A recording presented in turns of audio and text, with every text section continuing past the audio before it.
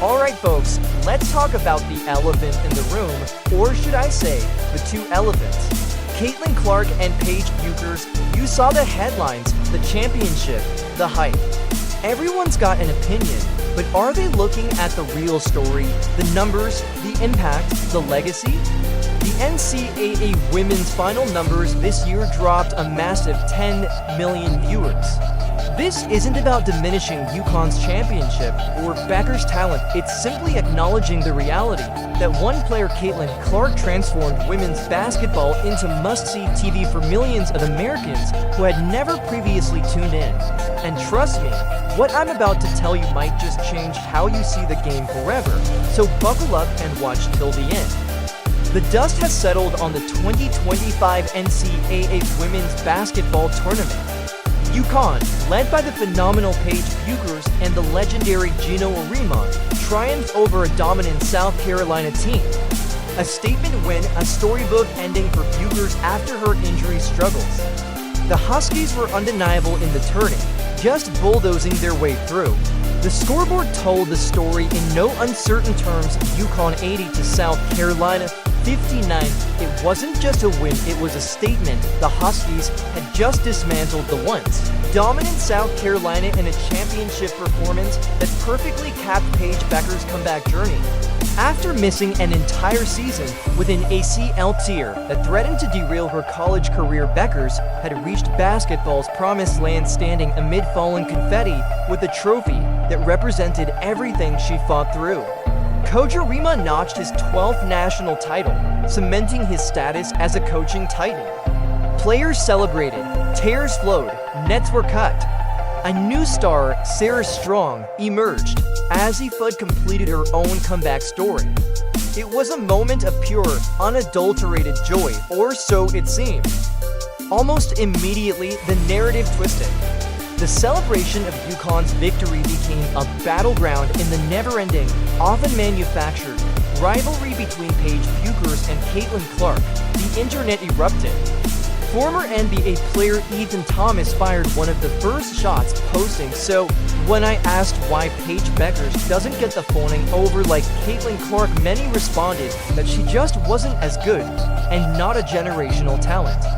Well, now she won a championship, something Caitlin Clark didn't do, so y'all still stand by that, or is it something else? Paige has more rings than Caitlin Clark.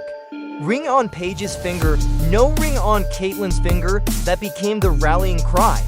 And I gotta be honest, it's exhausting, it's reductive, and frankly, it's disrespectful to both athletes. This wasn't about celebrating Paige's triumph, it was about using it as a weapon in a completely unnecessary war. But here's where things get really interesting, and where the social media narrative collides head-on with cold, hard data. Let's talk about viewership. This is where the rubber meets the road, where we see the actual impact these players have. The 2020 final matchup between Iowa and UConn drew an astronomical 14.2 million viewers. You read that right, 14.2 million people tuned in to watch Caitlin Clark face off against Paige Bueckers and the Huskies last year. The riveting semis, that single game alone became a cultural touchstone, drawing casual fans and basketball nerds alike. Then came the final game of Caitlin Clark in the 2020 finals against South Carolina, a whopping 18.9 million viewers, the most viewed women's college game in history. Those numbers are staggering, 18.9 million for the finals, a record. Now fast forward to 2025, UConn versus South Carolina, same powerhouse teams, no Caitlin Clark. The final, 8.5 million viewers. The final for games featuring UConn versus UCLA and South Carolina versus Texas pulled in for 0.1 million and 3.6 million viewers respectively.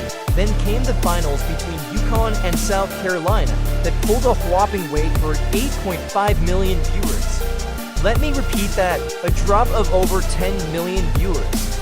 That's not a blip, that's a seismic shift. Look, 8.5 million is still a great number, the third most watched final in history.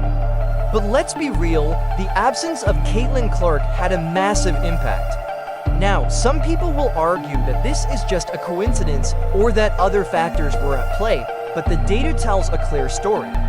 Throughout the 2024 tournament, any game involving Iowa was a ratings bonanza. Regular season games, early tournament rounds, even practice sessions were drawing unprecedented crowds. Throughout the 2024 tournament, games featuring Iowa still set viewership records. The phenomenon wasn't limited to just the final for regular season games, early tournament rounds, even Iowa's practice sessions generated unprecedented attention. This isn't about diminishing UConn's accomplishment, it's about acknowledging the undeniable reality. Caitlin Clark brought an audience to women's basketball that it had never seen before. She didn't just move the needle, she redefined what was possible. So why did this happen? What was it about Caitlin Clark that captivated so many people? It wasn't just her incredible skill, her shooting range, her court vision. It was her authenticity, her passion, her competitive fire. She was someone people could connect with, even if they weren't die-hard basketball fans.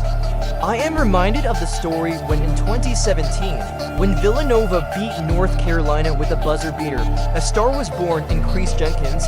However, what people don't talk about is the star player, Jalen Brunson, who played an important role in their journey to the championship, while Paige Bueckers had the final shot that etched their names forever.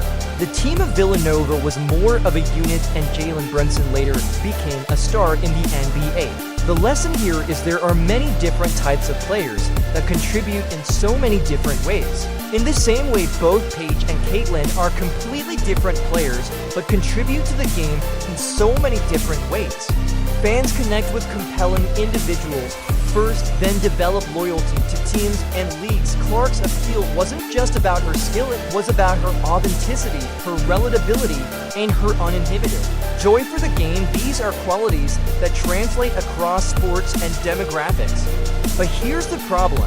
This success, this attention has created a toxic environment where these athletes are constantly being compared, constantly being pitted against each other. And it's not fair to either of them. It's like comparing Michael Jordan to LeBron James. Both are generational talents, but contribute to the game in different ways and in different eras. The irony is, Caitlin Clark and Paige Bueckers clearly respect each other. They recognize each other's greatness. But the internet wants a war. During a broadcast appearance, Caitlin Clark didn't participate in the rivalry social media insists on creating. Instead, she offered genuine praise for Bueckers, her poise and her maturity, and nothing ever seems to faze her, but also she can score on all three levels. Clark praised Bueckers' poise and maturity. The real story should be about these two incredible athletes appreciating each other, not about tearing each other down.